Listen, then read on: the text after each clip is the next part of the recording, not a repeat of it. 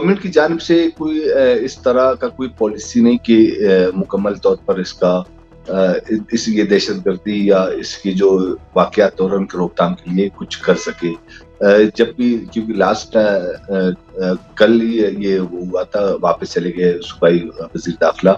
तो उनका भी वही पुराना ही वो था कि हम दहशतगर्दों से पूरी कुव्वत के साथ निपटेंगे।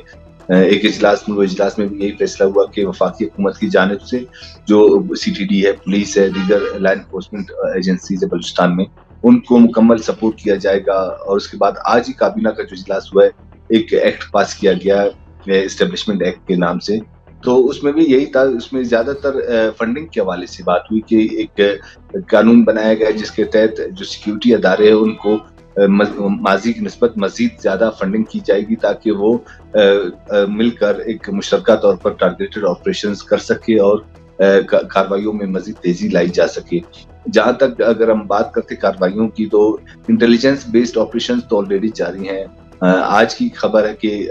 5-7 दहशतगर्द बलूचिस्तान के मुख्तलिफ मकामात से पकड़े गए हैं, जिनमें 2 खुदकश हमलावर वो थे जो लसबेला से अरेस्ट किए गए, जो कराची में किसी मकाम यानी जो सिक्योरिटी फोर्सेज है और जो गैर मुल्कियों की आमदरफ्त है या कहीं उनकी रिहाइश है, वहाँ पे वो टारगेट कर सकते थे। बाकी एक टेररिस्ट बिंदर से जो अरेस्ट हुआ है, वो कराची में जो चीनी बाशिंदों पर हमले में, चीनी इंजीनियर्स पर हमले में मुलविस जो मास्टर माइंड है, एक वो अरेस्ट हुआ। बाकी 4 टेररिस्ट वो है जो बलूचिस्तान के दीगर इलाकों से टारगेटेड ऑपरेशन IPO के तहत उन्हें अरेस्ट किया गया। वो सहूलतकार भी बताया जा रहा है कि वो मुख्तलिफ जो कार्रवाइयाँ खालिदन तंजीमों से की जानिब से की गई हैं, तो वहाँ पर उनकी सहूलतकारी में वो रहे हैं। ये टारगेटेड ऑपरेशंस तो जारी है।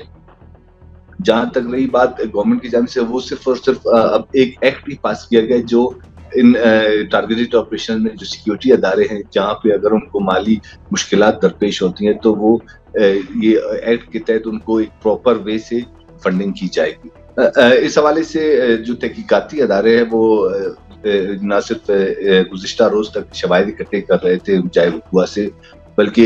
जो कालिदन तंजीम की जानिब से जो स्टेटमेंट जारी किया गया, उनकी शनाख्त ज़ाहिर की गई रफीक बिसिंजो, तो उनकी जानिब से इस बात की तहकीकात की जा रही है कि वो जो रफीक बिसिंजो है वो किस इलाके से ताल्लुक़ रखते हैं, उनकी फैमिली कहाँ है। अब तक फैमिली तक तो नहीं पहुंचे हैं। ताम इस हवाले से ये सिक्योरिटी ज़राए ने इस बात की तस्दीक की है कि नादरा की जानिब से किसी हद तक उन्हें मदद मिल चुकी है कि उनकी फैमिली तक पहुंचने में अब आसानी होगी, लेकिन अब तक ये मालूम नहीं हो सका है कि वो किस डिस्ट्रिक्ट से बलूचिस्तान के ताल्लुक़ रखते हैं, और वो लास्ट जो यहाँ पे उनकी सहूलतकारी या कोयटा में वो लाजिमी बात है एक रेखी की होगी मकाम की, तो उनको यहाँ पे किसने सहूलत दी है, उस हवाले से अब तक कोई क्लू नहीं मिला है। लेकिन किसी हद तक ये कह सकते हैं कि नादरा की मदद से उनकी फैमिली के करीब पहुंच चुके हैं। मज़ीद न्यूज़ अपडेट्स और डिजिटल स्टोरीज के लिए सब्सक्राइब करें डॉन न्यूज़ पाकिस्तान।